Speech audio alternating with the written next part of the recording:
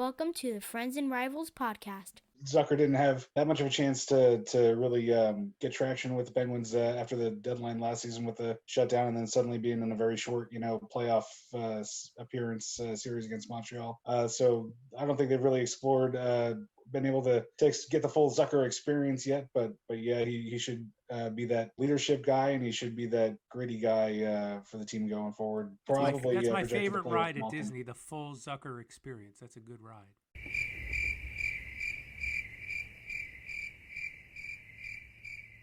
Let's talk Devils and Islanders, let's talk Penguins and Rangers, but let's not talk about Flyers, cause they're a bunch of fucks, which no one can deny,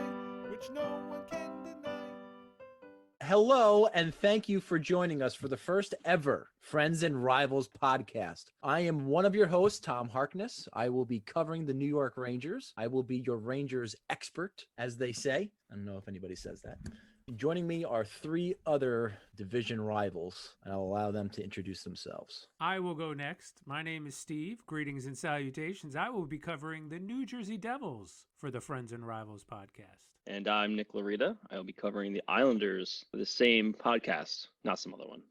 And I'm Bill, and I'm covering the Pittsburgh Penguins. Scratch my back with a hacksaw, and that's for the Friends and Rivals podcast. That was stellar opening, boys. Absolutely stellar. Way to bring it home. We're flying now. So this is all good. And Nick, can you slurp a little bit louder into the microphone? I will slurp as hard as I can. Holy crap. We will be covering the NHL season and our teams from the fans' perspective. We're going to give you our takes on things. We gather information from the experts, so to say, on Twitter and other places, and we're going to give you our perspective on our teams and the NHL. And even though we are rivals, we are friends, and there's one thing that we can all agree on, and that is fuck the Flyers. Fuck the Flyers. We really hate the Flyers. So that is something that you'll hear a lot of out of our mouths. So to start, we usually do a weekend review for our teams. And does anybody have anything happen on their teams this week? I had a whole bunch of players active overseas.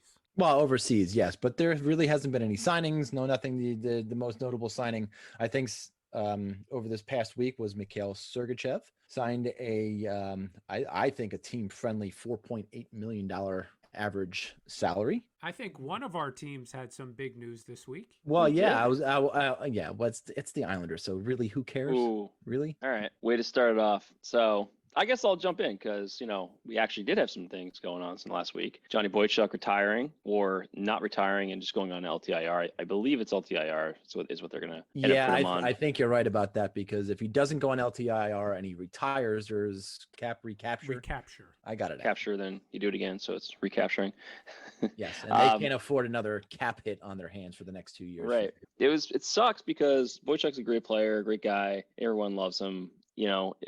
He's been injured the last couple of years and not had really, full seasons. But this injury of his eyes, that was rough. It will open up a lot of room for the Isles, obviously, helping re-sign Barzal to hopefully a friendly deal. There's been some rumors. We could talk about it later, but regardless, it's pretty up in the air still. I think they're waiting to see what happens this season before anything gets signed. Personally, I mean, I don't know if they're going to make if it's a big rush to sign him if there's just no season, but we'll see how it goes. So that was that. We had some overseas players. What was that number they projected out there for Barzal? I think Steve, did you see that? Were you the one that pointed it out to us? No, I was the one who actually sent it, but I can't remember what the hell it was. It was something around 6.5 or something over 3 years. I think you said was the rumor. Yeah, and if he does actually sign for that, I mean that is ridiculously team friendly. 6.5 for 3 years. You look at someone like Sebastian Aho, who signed that offer sheet, $8.5 million for 4 or 5 years. I mean, I thought that was pretty comparable to what Barzal would have gotten. Mm-hmm. And for him to sign at the 6.5, and he wouldn't even be a free agent after that, by the way. He'll still be a restricted free agent. So it's not like he's giving up any free agent time. He's just signing a very friendly deal for the Islanders. Assuming those rumors are true, we'll see. I mean, I'd like to see that deal. That'd be great for the team. He did have it was some talk that him and Pulock Ryan Pollock, who was also RFA earlier than this year, was where we had talked previously about coming back and trying to win now and signing deals that were more friendly to the team to get there. So hopefully that's true. As an Islander fan, I want to see that happen. See these guys win, because we're in a win now mode. The core is all in their prime. So this is the window of the next 3-4 years. The forward lines are all basically, they're set top 6 forwards, and but the defensemen are right now cheap enough. So it's not we're not getting killed on that with Boychuk coming off the books. The most essentially it'd be Pollock and Nick Leddy as the most expensive guys.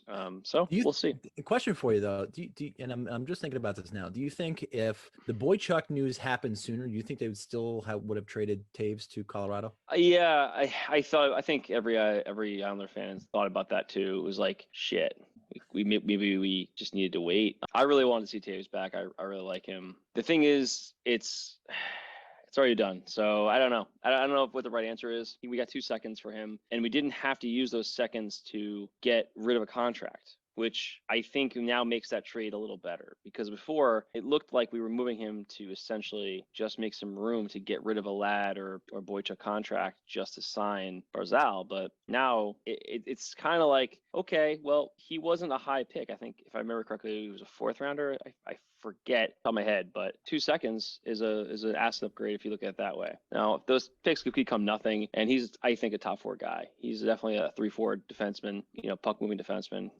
He's fun to watch. He's going to do real well, I think, in Colorado. Anyway, he was a 4th round pick. Devin Taves was 4th round pick. I was pretty sure. You're spot. So, you're always spot on with that, with knowing who was trying to pull off the top of my head. Anyway, but you guys still have roster spots to fill though, and who are potential signings that maybe they didn't announce yet that could be coming? What do you think? So Matt Martin, Brassard is also I think they've talked about him. Andy Green, those guys all come back on 1 year, $1 million deal or something like that. Some basically veteran friendly deals. I don't think Martin, Brassard, or Green are going to sign for very many years. They're going to be on those like veteran kind of deals, from here on out. Green's probably on his last year, maybe 2. I think if we weren't so close to the Cup this year, I don't think he would have tried to come back. But I think he probably tasted that, like, oh, we were so close. We were in the conference finals, good group. And I think he's going to make 1 more year back for it. Great. Another year of Cizikas, Martin, and the other. This could be the final year. Oh, I mean, God. Because when we get to when we start getting to the time of talking about, the Seattle expansion draft, that's going to be interesting for a lot of teams. And for us, Cizikas is probably going to be available. I think he's a guy that could go, and we'll see. That 4th line's aging. A 4th line like that, they don't stick together for too long. They're playing 4th line minutes for a reason. They're hitting everything. They're always banged up, and Cizikas being out in the playoffs was rough.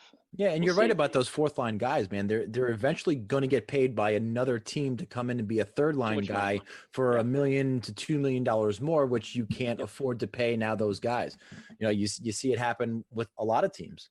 Even when the Rangers were in those cup runs in 2014, you had Boyle, you had Dominic Moore with Carl Hagelin. Eventually they got too expensive and they couldn't retain them. They needed to pay other guys.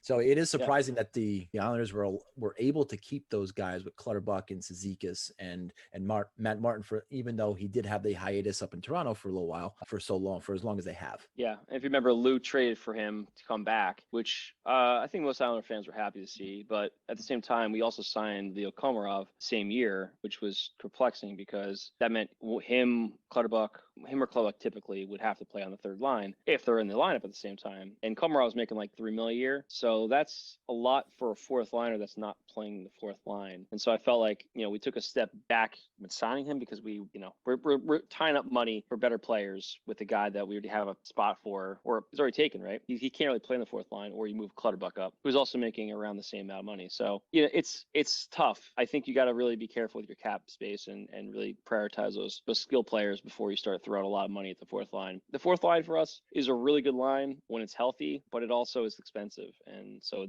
eventually something's going to change there. We'll see. Not to mention you still have to pay Andrew Ladd too, by the way. Not only for this year and next year, it's for 2 more years after that too. So he's going to be a thorn in your side for quite some time. Two teams that really didn't have very much of an offseason. Billy, the Pittsburgh Penguins didn't really have a lot to do there. A little house cleaning that you guys had to clean up. What happened with the Penguins last week and really in the entire offseason? Well, nothing. Nothing really happened with the Penguins. Well, nothing at all happened with the Penguins last week. I saw an article somewhere where they hired some new hotshot Carnegie Mellon graduate to do analytics, and I thought to myself, wow, they are digging for stories. Holy cow. Some statistician. Oh, great. But yeah, the offseason for the Penguins is really highlighted by moving Matt Murray, parting ways with a young goaltender, but a veteran goaltender at this point, but somebody who struggled to stay healthy and stay consistent.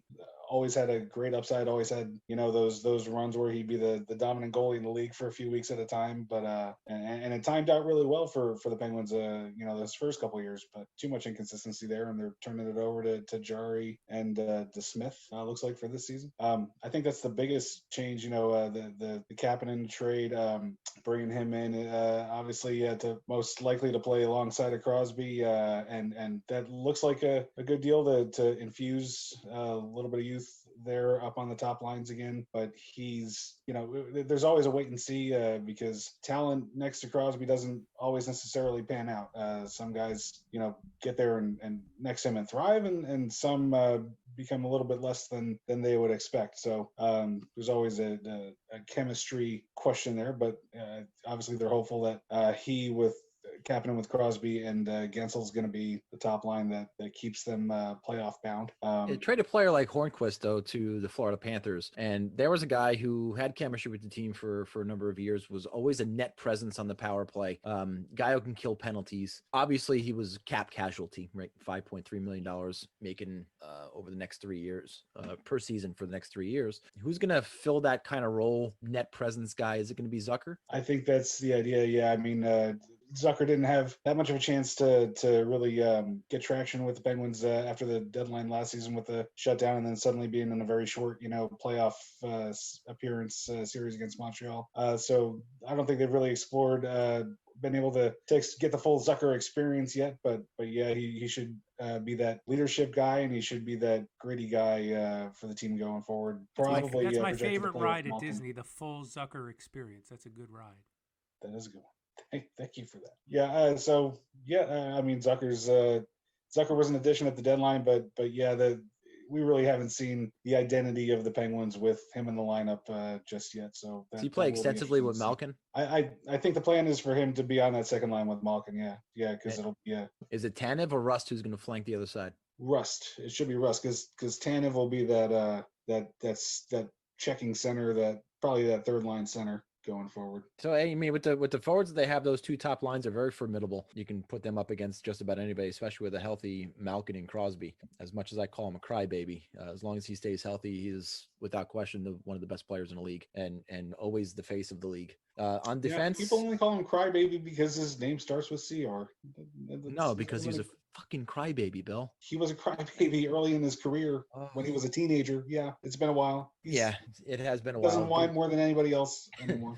But any issues you think with now this being Tristan Jarry's team? I know you were talking about goaltending a little bit, but is there going to be anything that we have to worry about with Tristan Jarry actually carrying the team? This is his team now. Matt Martin's not just on the injured list. The Flower's gone. I mean, this is now Tristan Jarry's team. Any issues there you see coming up? Not with Jarry.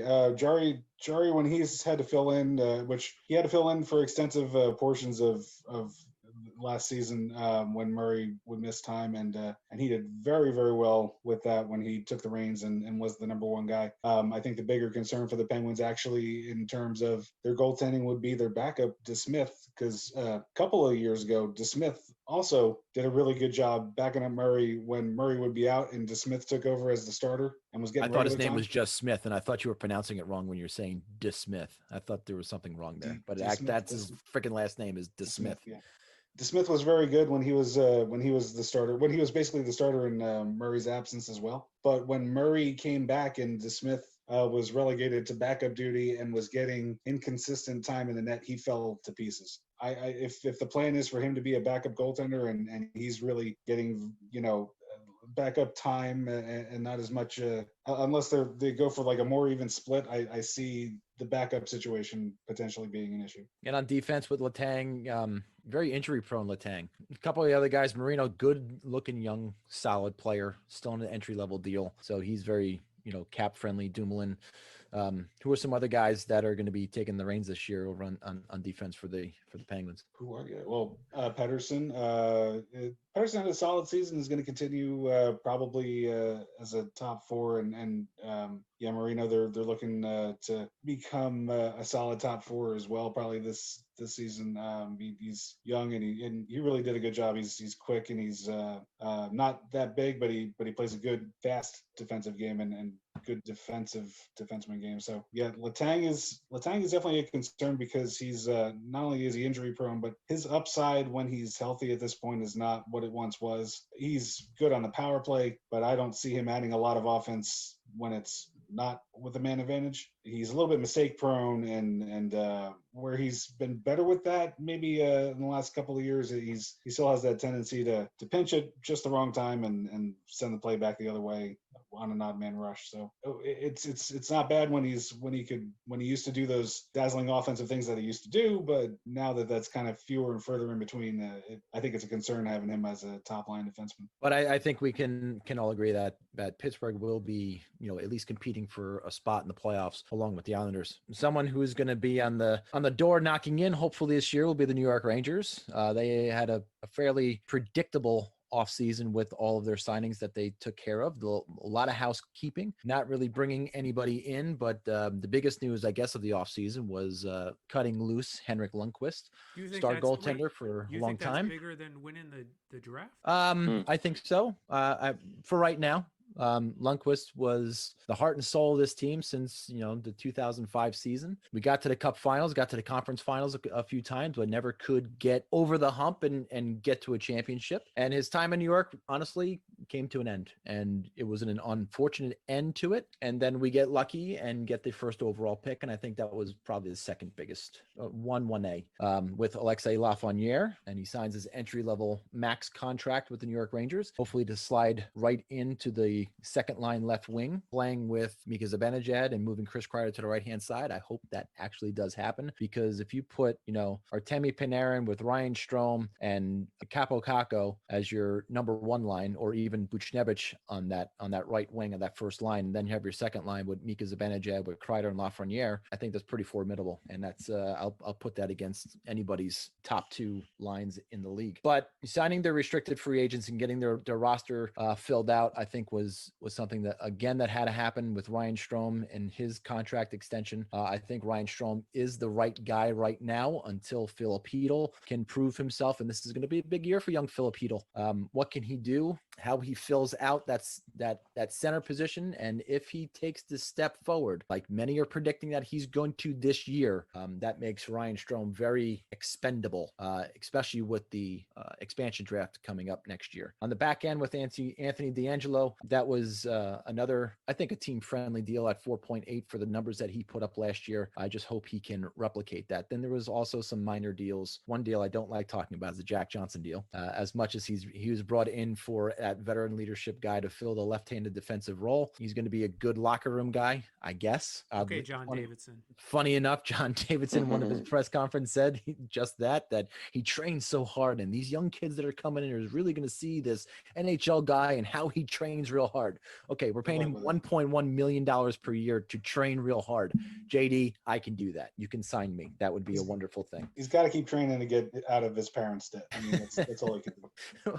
Well, yeah, you talk about Mike Richter and all the mountain biking he used to do and his giant thighs back when he was a broadcaster. That was a lot of fun to bring that back. But after this year, there's going to be a lot of question marks with who comes back and who's a lot of restricted free agents and unrestricted free agents for the Rangers. They're going to clear a lot of cap space. They're going to clear a lot of buyout money. So the Rangers going into next offseason are certainly could come out of that far different looking team than they're going into this year. You can see some names on this team that could be traded, and it's going to be a fun year. I look at the Rangers and they're just a fun team to watch. You look at players like Artemi Panarin and Mika Zibanejad, and these guys are just electric players. And to have electric players play in New York is something that, hasn't happened for quite a long time. And it's just very exciting to watch players like that. And we can all just hope and pray to God that Alexei Lafreniere does not turn into a Hugh Jackman. Well, yes, I'm praying am not to God. hoping and praying to God. I am praying to God that he does not turn out like Hugh Jackman. Also, high draft pick, pray to highly God touted that- guy. Also pray to God that nobody tells James Dolan about this fun up and coming team, because he'll package Lafreniere and Panarin and go get Ovechkin or something like that. These are not the Knicks. These are not the Knicks. I know, Relax. that's why I'm telling you, don't bring it to his attention. Don't let him fuck it No, up. but hey, listen, to I guess to my defense, we had a young and up and coming team in the early 2000s, and they flourished into, a Stanley Cup contender every year. And he didn't screw that up because frankly, he was hands off. It was Glenn Sather that ran the show. And now we're in good hands with John Davidson. You see what he's done in Columbus. You see what he's done in St. Louis as building those franchises. And that was one of the things when he came to New York. One of the things he said was, we have to rebuild our farm system. And I think they have done a tremendous job stockpiling the farm system with good young talent. Sure, you get lucky and you win the draft lottery 2 years in a row, and you get players like Capo Caco and you get players like Alexei Lafreniere. But to restock the system the way in which he did turns into bigger, better players that can fill your lineup to push you over the edge later on when you are pushing for the Stanley Cup. Hopefully in 3 to 4 years, we'll be having that conversation. Did Heedle play overseas? During No, this Heedle did offseason? not. No, Okay. no. There's only a few guys that were on loan, and none of them from the big club, with the exception of Libor Hayek. He was the only guy who was, I guess, a mainstay on the Rangers team that is on loan playing overseas right now. And Billy, funny enough, there was a tremendous amount of talk, and I should have texted it to you over the past couple of days. Was a Vitaly Kravtsov trade to the Pittsburgh Penguins. That's been going around for the past couple of days. I saw that too, yeah. But who the hell can you possibly give us for him? I don't know. Well, it just really, it just, I don't see it. It comes from these idiotic, speculation of the Penguins really need to restock their system. Well, yeah. I mean, what are we trading to the Rangers?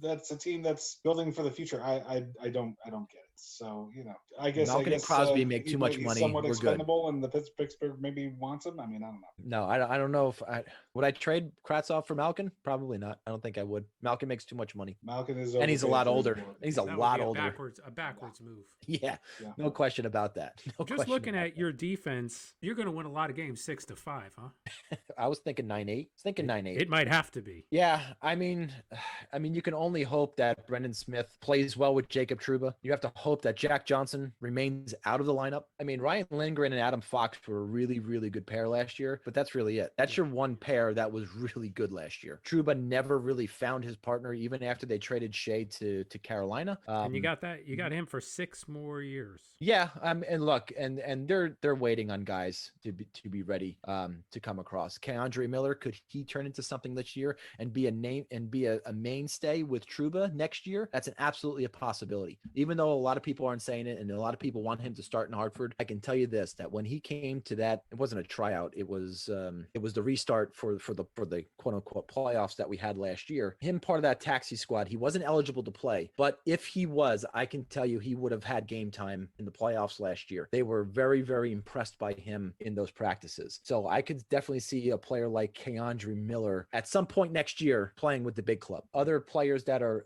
still even further away than that is a player called named Niels Lundqvist, who hasn't signed his entry-level deal yet, which is a good thing for the Rangers, but it's also a bad thing. He is committed to playing the entire season over in Sweden, and he is a direct replacement to Anthony DeAngelo. I mean, that is going to be a direct replacement. So when he signs his entry-level deal, DeAngelo is either going to be traded or just not re-signed. But you can see it at either this deadline or next deadline. I think DeAngelo is a player that could potentially be traded just because of the players in back of him need roster spots. And you're bringing an entry-level guy at $925,000 with some bonuses, I'm sure, and it's structured, and you're letting go of guys making 4.8. So again, there I can see us winning games at maybe 7-8 in his first couple of years, but that they all should round out to be a pretty young core of defensive players with Trouba leading it. So even though we have Trouba for for what, 6 more years? 6 more, yeah. Yeah,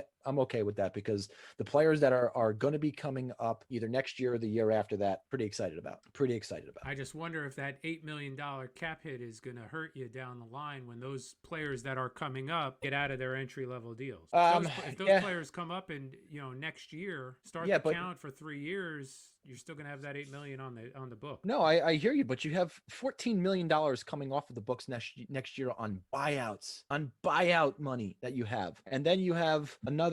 Oh, I'm sorry, that $14 million was Brendan Smith and Jack Johnson, and $8.86 million in buyouts. So you have $14 million with 2 players and all your buyouts. You're gonna have $14 million opened up, and you basically have a full roster for next season. So we're definitely gonna have money to play with when the time comes. People who are paid to make those decisions, I'm sure will make the best decisions that they can at the time. So I'm not really nervous about it. And look, Trouba's still young. He's still 26. At the end of that deal, he's gonna be 32 years old. Okay, I'm all right with that. I'm saying that right now because Brendan Smith is 31, and he's making half of what Trouba's making.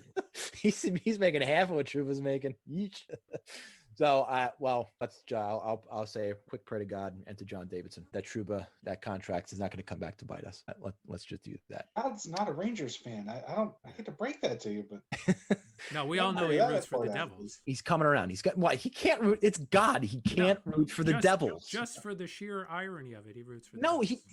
It's an impossibility. Being raised a Catholic, it's impossible for God to like the Devils. Well, the Devils are going to need his help if what I see here on paper is true. So we've got that was an excellent, but dude, for our first show, that was an excellent segue. That was a wonderful segue. We've got Bratton Blackwood left to sign, and after they sign, and I'm guessing somewhere in between 3 and 3.5, we've still got to get 7 more players to get to the 23-man roster. So right now they got 17 million in cap space. We're going to assume that Bratton Blackwood eat up 7 of that, so that leaves us 10 million to sign 7 players. There is no way this team is going to get help from a player like Hoffman or even a Kovalchuk reunion. They're going to be paying just under $1 million to 7 players just to fill out the roster, and that's only going to leave them with just under $4 million. So you don't think Kovalchuk can help you guys out for $1 million?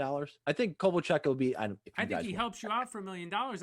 I think the one thing everybody says that the Devils have is all this cap space, and the beauty of all this cap space is you can take on contracts and get assets in trade for it. But after you sign all these players, there's not much cap space left. How would Kovalchuk be received back in New Jersey? You think he'd be all right? I think it would be 60-40 in favor of fans happy to have him back. I think there's 40% of the fans out there that would still hold a grudge. I was just going to ask the stupidest question. Opening night, say there is fans in the stands.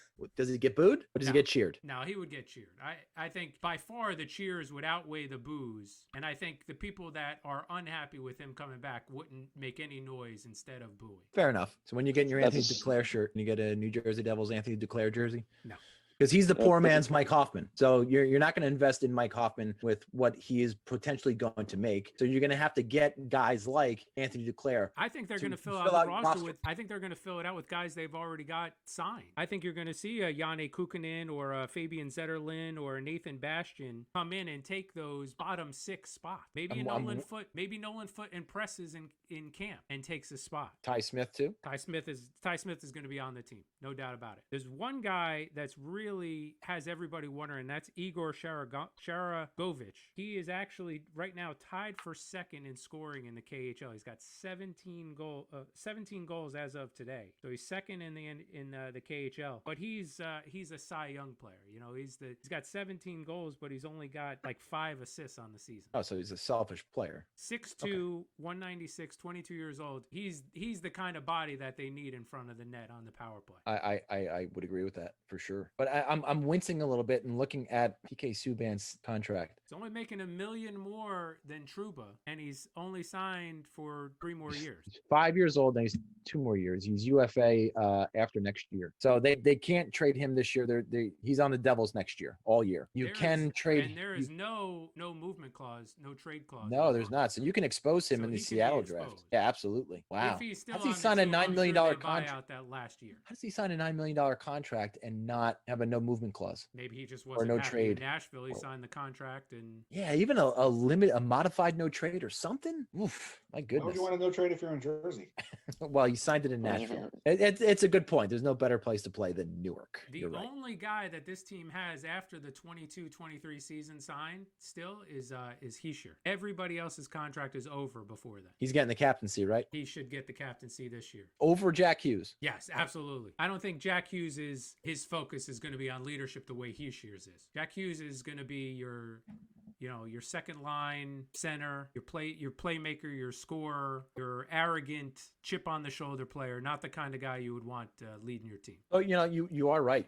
Everybody says how much cap space the Devils do have. If you look at it and the amount of players that they need to sign, they don't have. It goes a lot of away cap very space. quickly. So, and again, I've got Nolan Foote, Kukkonen, Zetterlund, Bastian, Cini, Walsh, and Ball battling for those bottom three spots, 23, 24, and 25 on the roster. Jesper Boquist. Everybody's high on him. I haven't seen it. Everybody in the fan base and the team is very high on him, hoping that he can take a middle six position. Seems like Hughes needs that sniper to play with him. Is Gusev the sniper? Gusev is going to be the sniper for now. Holtz is the one that, in a year or two, he's going to be the guy on that wing. Everywhere you look on the Twitter, it's been Holtz and how he's tearing it up now overseas. Another two goals this week in 16 games. He's got 6 goals and 7 assists. He's averaging over 16 minutes a game, which is he's ready. Ridiculous. He's dedicated, or he's signed over in that league for the entire year. Or is there any way the Devils can get him over here? There is no way he comes over this year, and I think that's by design. I think they want to push that contract out as much as possible. It would be pointless to burn a year of your entry level contract for 48 games. So I don't know what everybody is seeing with all this cap space, but I just don't see it. I don't see how $4 million after you sign a whole bunch of players is going to be that beneficial to take on other teams' loaded contract. Yeah, and everybody was saying the Devils going to offer Sheet Sergachev or somebody else like that, just because of the cap space, and that really would have made no sense unless you can get somebody to take a Severson or even a Palmieri at that point and take some of that money off of your hands. And that looked like very popular players in the Devils system, so I'm assuming they wouldn't want to do that. Correct. Well, it's been a very fun offseason. And talking about moves and waiting for things to come in the draft. The draft was fun for me.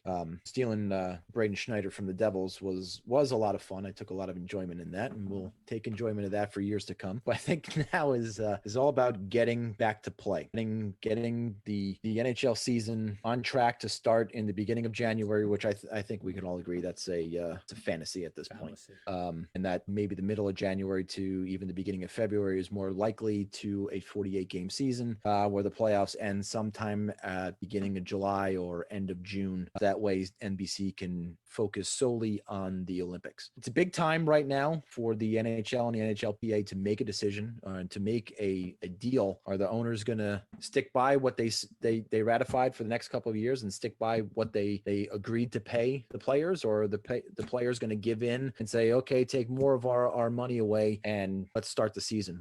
What's going to happen? Well, we all know the owners to be a very respectable, stand by their word bunch. So I would imagine. Bullshit. Oh, excuse me.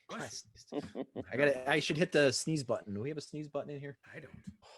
A mute button. Oh, okay. Mute. Oh, there it is. Damn. I'll do it next time. It's my opinion that the owners are just using this added deferment and escrow as just playing games. They just want to see how much they can get. Yeah, but I felt kind of in the beginning, I was like, well, okay, there's no fans in the stands. Players got to give something back in order to get the season going. But they ratified the return to play was ratified with the extension of the collective bargaining agreement under the premise that there was not going to be one person in the stands for this season. That completely changed my thinking. And whether that was a deal that Gary Bettman said to the owners that this is a good deal, quote unquote, and the owners just signed it, like I saw a report the past couple of days that actually happened. Yes, it's unbelievable. If that's true, he's in very hot water, as they say, with his owners. And there was and this came on right before we started recording by Alan Walsh, who is I guess he's what does his Twitter bio say? He's a co-managing director of Octagon Sports, who's a sports agent / lawyer. And they were talking about suing each other and a lockout and force majeure. And I didn't even know what that term was before I read this thread. Yeah. And they're going to spend billions of dollars on lawyers not to have a season, with Sounds like the everything that's going to NHL and happen the in the NHLPA. courts. I mean, that is asinine. It's $300 million. Well, Larry Brooks had said, "Where's Seattle in all of this? Where's that money, Get, right? get the expansion money to the owners to pay for the difference in the money. At least what they only need half of it. So you get a front of half of the money that Seattle's going to have to pay next year. And there's the money for the owners. Right, but that's not what they had that money earmarked for. That's not what they wanted to spend that money on. So that's why they're going to fight this, right? So, Well, no, I hear It's you, a- but my hot water heater broke, and I wanted to spend that money on something else. But the hot water heater broke. I gotta buy a new hot water heater now. Things happen with this pandemic that Oh, yeah. is unforeseen. So what, they had it earmarked for other things. Who cares? oh, I'm with you. But these are some greedy motherfuckers. You know that. No, I don't know that. Damn it. So they're It's gonna interesting, they're gonna too. play chicken, and the season will be in the balance. I mean, this is not Yeah. unusual for the NHL. No, and to a fan, and from the fan's perspective, this fucking sucks. The NHL is taking a back seat to all the sports out there as they normally do, and right now the NBA is flaunting their back to play, their schedule, their money day games with Christmas Day for the NBA schedule that just released tonight. Of games that are going to be played on Christmas Day, players that have gotten tested, everything you'd see on Twitter, it is almost being rubbed in our faces that the NBA is returning to play and the NHL is still squabbling over money. It's a good point. Pissed So off. what's the difference? Why is it that the NBA can get there every time and the NHL consistently shoots themselves in the foot? Oh, you mean And is it- you mean their TV deal, their TV contract, and how Yeah, shitty it they're- is? And then it's going to be they're going to have another shitty one if they don't get a league together. Right, The they league have no has to choice. get- They have no choice they but have to have to. a season this year because they're Yeah. up for a new TV contract this year. And if you don't play a season, you're not going to get the money that you would have got. No. That's for It- damn sure. It's really going to be. I honestly think the players have more leverage than they've ever had because of that deal. The looming deal is worth so much more to the league than just what we're talking, a few hundred $million. I mean, realistically, it must be a cash flow thing. I don't see why they're fighting over this small amount of money in the grand scheme of things, because they've already missed the window, in my opinion, for a New Year's Day game. I don't see how it's possible they're going to make that work. Nick, and talk about TV things. And the NBA has their money game. I just said it. The money game is Christmas Day. That's where they get the fans. Football has Thanksgiving. The NHL, New Year's Day. That's their game. That's their outdoor money game. They get hundreds of thousands of people to come in the stands, and they have millions upon millions. I felt like The Rock there. I felt like The Rock. The millions and millions watching at home. I mean, that's their money game. And now they're missing out on it. They're missing out on that money game, and they have nobody to blame but themselves, the owners, because they agreed to something that they're trying to get out of right now. And if it was vice versa, there is no way they would let the players do anything other than, this is the deal you guys made. Sorry. But I think it speaks volumes that how different the leagues are and how much power, or how power hungry I feel like the NHL, upper brass is. They just think they can get a better deal. They get a better deal, and they keep shooting themselves in the foot. You will look at the explosive growth of the NBA's TV deals over the last 20 years compared to the NHL, almost the Islanders, the NHL's, and it dwarfs it. Where they're making, I think we looked at it last time, it was around $2 billion a year. It was $2.66 billion for the NBA's TV deal. Yeah. And the NHL, with the NHL combined was- North American deal that they have between Canada and the US, is around $500 million in total. Yeah, total quarter, less than a quarter of that deal. So I mean, Billy, is that's that the big math one. correct? Is that a quarter? Yes. You're a math guy. 20%, Good. closer to 20%, right? So that's the big money. The NBA can operate because they have that deal. They don't have to worry about players and people You in don't the even stands. need fans in the stands. Yeah. That's exactly No, like look at and- the and NFL. I think we They can all don't need agree that anybody. the NHL was in a really good position until this happened, especially for TV deals, everything moving forward. They had a lot of momentum in the sport. I'm not going to talk They about had- the reverse retro jerseys, but that would have been part of it. It was something to build on, and they just took the gun and just shot themselves in the foot Again. Yep. Like they do again and again. for And the what's been the third one time in constant? less than 20 years. What's Gary been the Bettman. one constant this whole time? Gary Bettman. Gary Bettman? Oh, that's why This he's could- booed every time Yeah. at the pinnacle of the greatest moment in the sport, when he's out out there, calling up a team captain to come get the Stanley Cup, and the fans there bother to boo him instead of celebrating the Stanley Cup. I mean, what does that say? I can only this is only my opinion here, and I'm sure you guys will disagree with me. But if he handed out the Stanley Cup last year and then they just went right to back to play this year and started on January 1st, don't you think that, and with labor peace, don't you think the opinion of Gary Bettman would have changed this year in the fans' eyes? That, man, this guy, maybe he's not such a money hungry douchebag after all. Maybe he's all right. I don't think his image could ever get better. No, all right. It was a reach. I think at this point, it could not get worse, but I tried. It could not get better. I think at this point, it's become just something you do is boo Gary Bettman. Yeah. No matter what he does. Right. You can see it in the NFL too, right? Yeah. He could be saving kitty cats from trees and people would be booing him on the streets. Well, at his age, I don't know if he should be climbing trees to save kitty cats. I'd be willing to take that risk. He could be in the hot seat if everything doesn't go the way that the rest of the owners want. I mean, well, you think the owners are happy with this deal that he force fed them? If that report is absolutely true, not. They voiced their opinion that they're not happy. Yeah. Right? There's tweets coming out. Hey, we just read this memorandum of understanding and we don't like it. Yeah, well, that's their own stupidity for just reading it now, by the way. So I mean, that's Thanksgiving, they had things going on.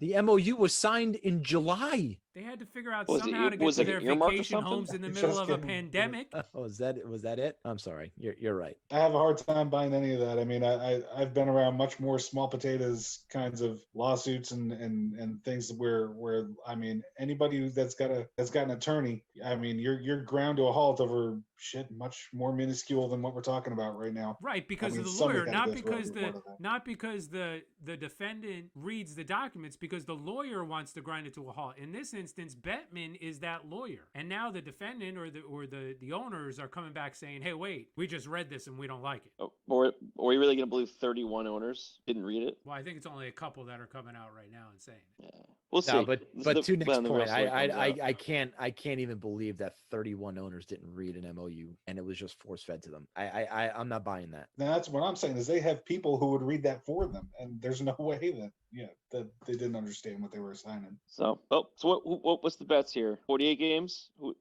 I still think it's a 48 game season. I think without question, there's going to be a season, whether the owners like it or not. There's going to be a season. They're going to make the money up. I mean, they have to understand that. In an ideal world, what they would do is a 48 game season, and they would start the week in between the week before the Super Bowl. That off week in the NFL, that would be week 1 of the NHL, and they could have that Sunday. They can set up an outdoor game somewhere without fans on a lake somewhere in the middle of Michigan or in Canada somewhere. They can set up a game without fans outdoors, bring the game really back to where it all started for everybody. Don't you think they in reality they'd want that game in the US somewhere just because of the American dollar versus the Canadian dollar? With if they can get anybody to come out to the game, they would make far more money. You're not getting anybody out to a game like that. Alaska. Well, yeah. I mean, you could get probably, look, dude, the Monday Night Football game the game between the Chiefs and the Bucks, the stadium was half full or half empty depending on how you want to look at it.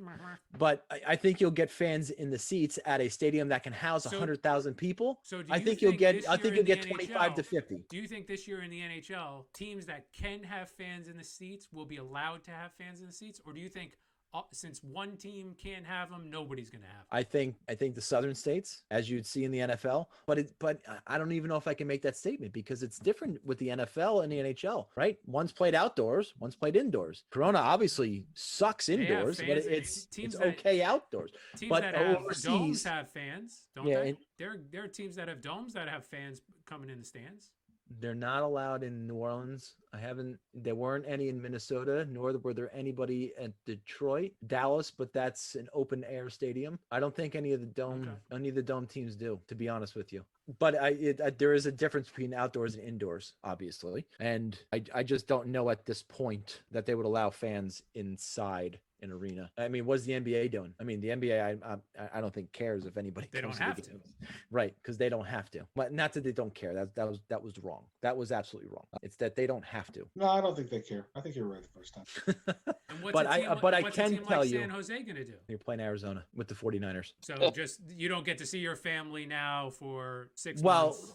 No, but look, we're talking. If anything's going to happen, it's going to happen in January. Is going to be training camp and everything else. Who knows what we don't know what's going to happen in January, as in 1 month with the vaccine on its way and all this other stuff. What's going to happen? So I don't know if we can jump to that conclusion yet. You put your jump to conclusion, Matt, away.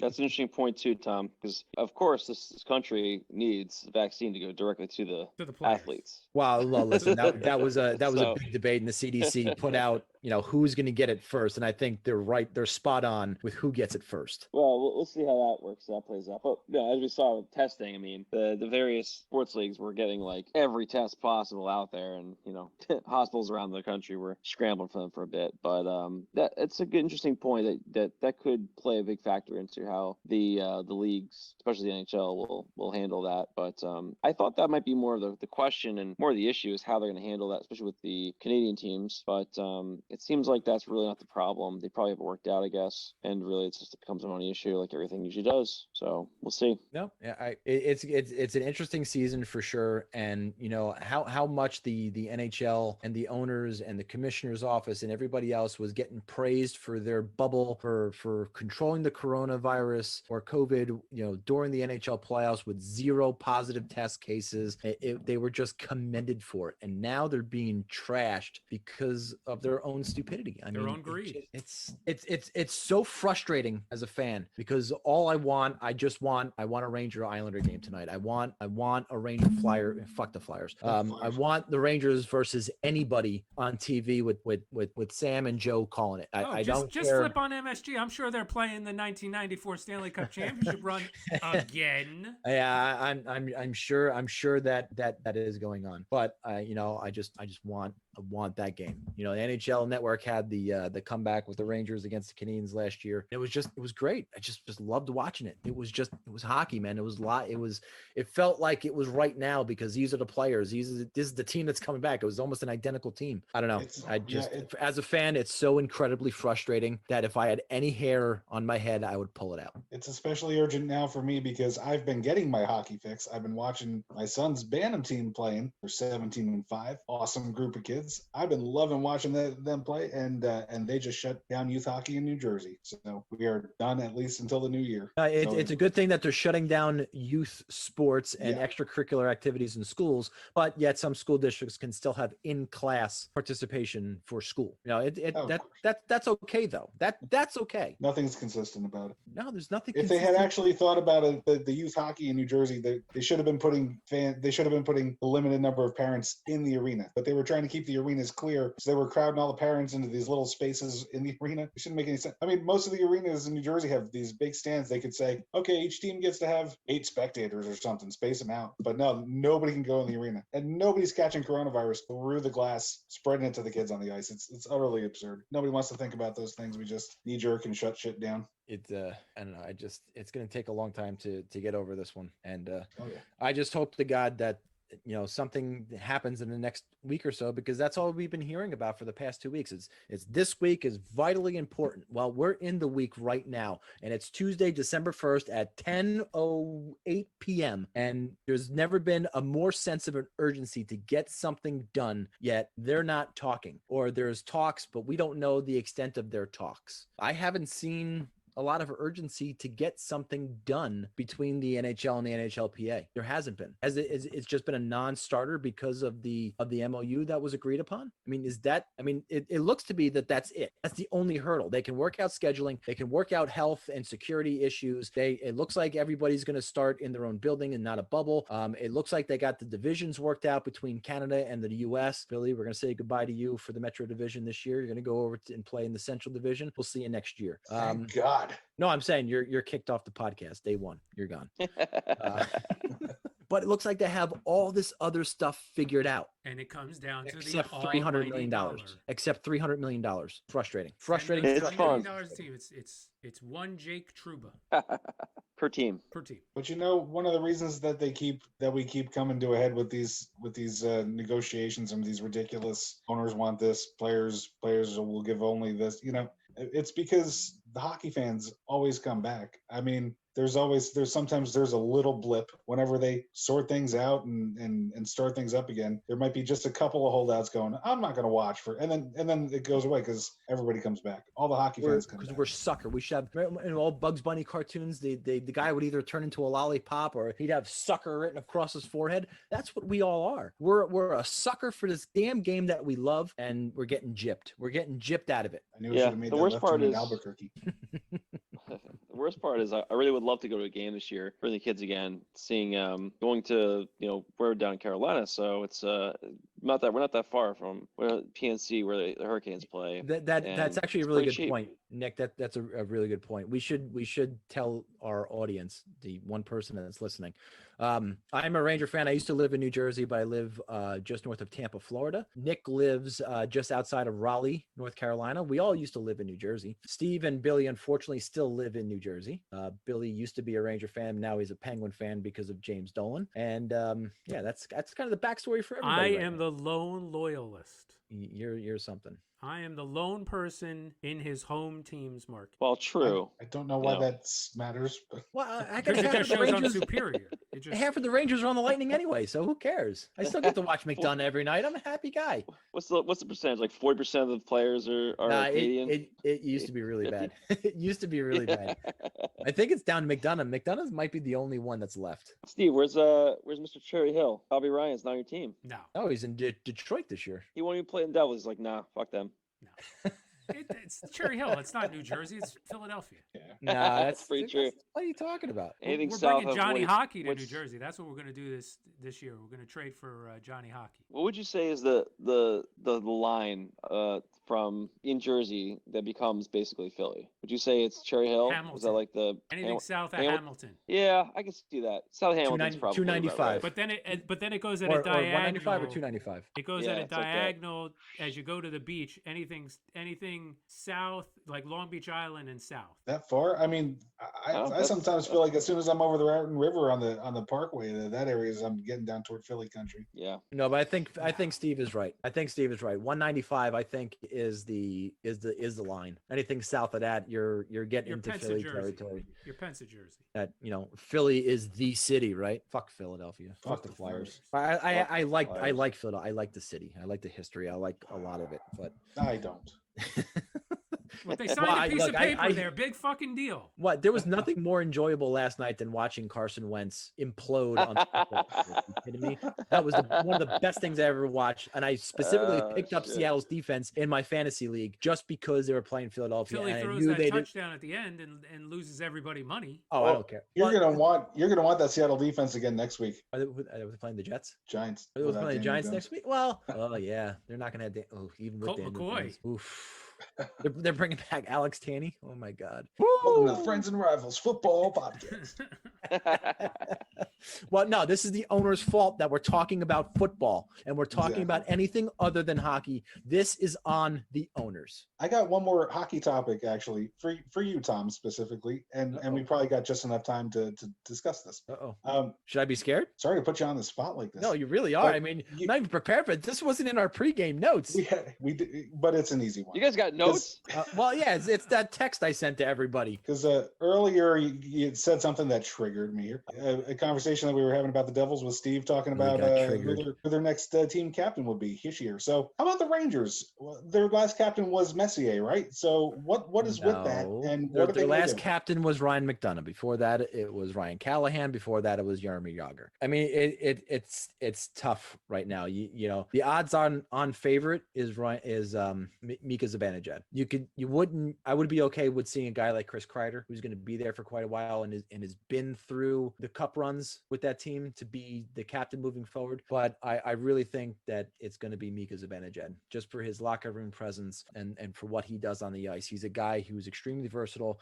He's 1A for centers on the team, probably number one on the depth chart. He plays the power play, he plays penalty kill, and he's just a mainstay in the locker room and a very well respected and liked guy around the league. So So then obviously I- he gets extended after this contract is over.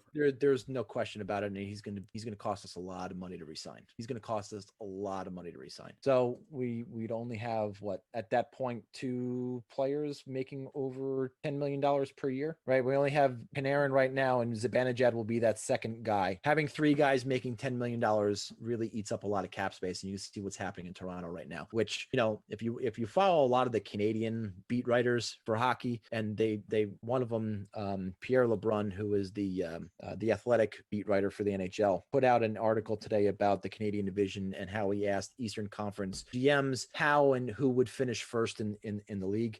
And a lot of them picked Toronto to finish first in the league. Don't they understand what Philly, fuck the Flyers, what they have gone through for so many years, and understanding that goaltending wins you games and wins you championships? I don't see how their goaltending is going to win them anything. Maybe it's enough to get them first place in the regular season, but when it comes to playoffs, I just don't see Freddie Anderson as the guy. I'm sorry. I just don't. It's just a preseason prediction. Nobody ever holds anybody to them. What are we talking about in We the are All making Canada division? season predictions if we have one.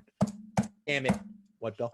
Is this an all Canada division that we're talking about? Or Yeah, it's an the all regular? Canada division. And guess how You many? said first in the NHL. I said first in the I meant first in the Canada division. Okay. That's my bad. Yeah, the Canada division stinks. Yeah, Okay, there's no. so Oh no, maybe somebody's gotta win Ottawa's it. going to come in and surprise. No, but I think maybe Vancouver. I think Vancouver has probably the best team in Canada to come out of agree. there. I think they have the They're more goaltending. I balanced. think they have the forwards. But incidentally, everybody picked Ottawa to be last. I know that's a surprise to everybody. Just saying. So predictions So- for the Metro. What's going on with the Metro? What do you guys? I said it before, and I'm going to stick to it. I think Carolina is going to be the best team in the East next year. East or Metro? In the Metro. Metro. Okay. All right. 48 game Interesting. season. If my team is competitive in game 30, I'm going to be happy. So who do you think is going to be the top in the Metro, Steve? Obviously not the Devils. No, obviously not the Devils. I got to be honest with you. It could be Philly. I think Philly can take a big step forward. Fuck the Flyers. They lost Niskanen. They'd have nobody to replace him, and Niskanen was a really good defensive player for them. And Alain Vigneault loves those defensive guys. He plays them 20 minutes a night, and now he doesn't have that guy to play 20 minutes a night. Now he's got to rely on Gostisbehere. Good luck. But Fuck the Flyers. they've got goaltending for the first time in a long time. Yeah, fuck the Flyers. He can't That's play every Flyers, night. But actually, I agreed with that. Do you? Yeah. Well, and a lot depends on how we're defining these divisions anymore. I just can't keep it straight. I know Pittsburgh. Yeah, but I think we should wait on an official announcement, but I like Carolina. Well, that's going to do Oh, it. that's good. Don't forget to follow us on But- Twitter. What's our Twitter handle, Steve? At friends_rivals. At friends_rivals on Twitter. Don't forget to follow us there. And we'll be back every Tuesday night to record our sessions and hopefully have them live on Wednesdays. Billy, play us out.